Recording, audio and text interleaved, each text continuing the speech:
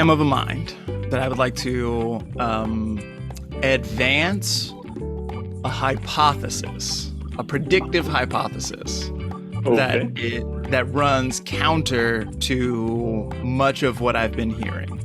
Imagine for a moment that you live in a civilization that has been ongoing for a couple of hundred years or so, and we are maybe past the prime. We are past the top of the arc. Everyone in the world that I have ever heard talk about it has predicted collapse. We are close to the collapse of Western civilization, is what I hear over and over and around and around. There's supply chain issues. There's the whole thing is built. The whole just-in-time delivery thing is a fallacy, and there's electrical problems, and there's all sorts of stuff that it's all super precarious, and it's ready to collapse at any moment, maybe even tomorrow. Sure. And so while we are here at this moment, then we also notice that we've got AI coming onto the scene. And AI is confusing the shit out of everybody. Nobody knows what's going on with AI. Nobody knows if it's sentient. Is it sentient? Is it not sentient? Is it actually intelligent? Is it not actually intelligent? Is it creating good literature? Is it not creating good literature? Is it creating good art? Is it not creating good art? There's no consensus on this subject, except perhaps that AI may well be the straw that breaks the camel's back and leads to the collapse of the thing. The only way that I have found with astrology to predict the future, or actually with anything, is to look back at what has happened, look at the ways that things have gone in the past, and pay attention and extrapolate for the future. And so it is widely understood that AI is associated with Pluto in Aquarius.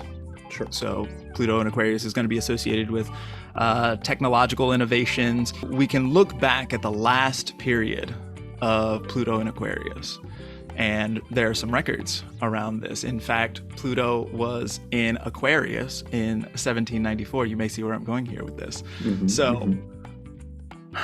On March 14th, 1794, there was a patent introduced to the patent office in Reston, Virginia, which was the cotton gin.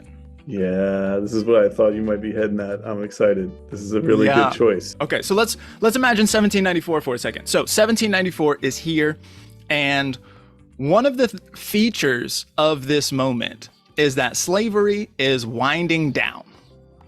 Slavery is not working very well as an economic institution. In fact, slaves are extremely difficult and expensive to hold. This is something that you don't necessarily think about all the time when you think about slavery. You think about slavery, you think about free labor, but you're not thinking about how you have to house people, and you have to feed people, and you have to clothe people, and you've got to deal with their medical needs, and they're going to get into fights sometimes, and sometimes they're going to be in clashes with police. So there's a lot of expense that is associated with slavery. Actually, this is an interesting point that I bring up when I'm teaching the sixth house. This is one of the things that I think about a lot, because the sixth house is, in the Hellenistic tradition, the house of slaves.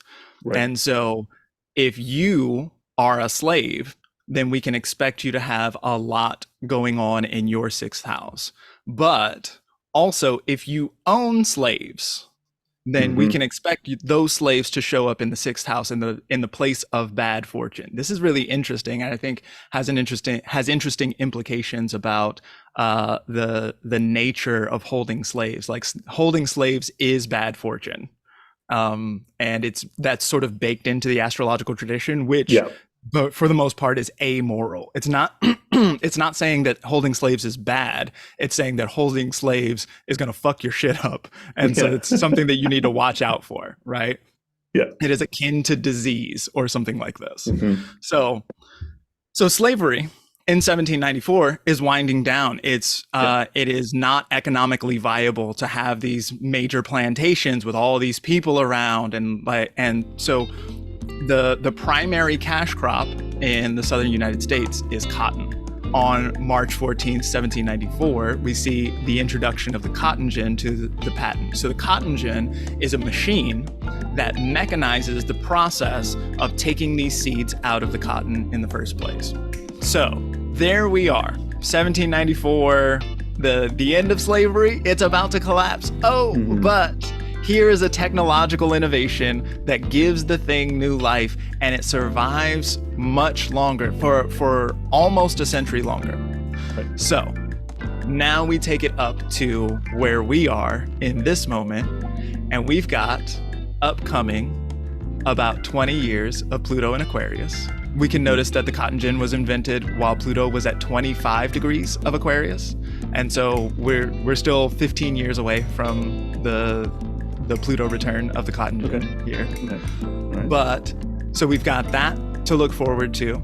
And then also pretty soon, beginning in 2025, we're going to have 7 years of Uranus in Gemini making a trine to Pluto in Aquarius. So everybody can see that and be like, okay, big tech innovation is on the way, you know?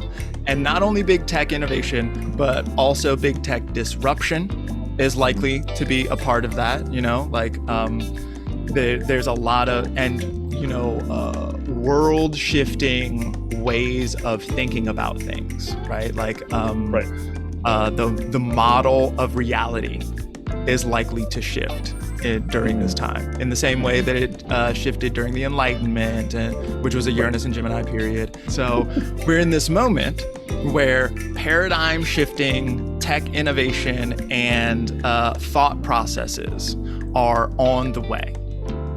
And my contention here, which you can obviously see coming at this point, is that AI actually supports Western civilization through the impending collapse, rather than causing a collapse and killing all humans or whatever else this dude Eliezer, whatever his name is talking about. Like, I think that we may actually find a cotton gin kind of moment here in AI where the mechanism that drives Western civilization finds a way to continue further than anyone thought possible in 1793.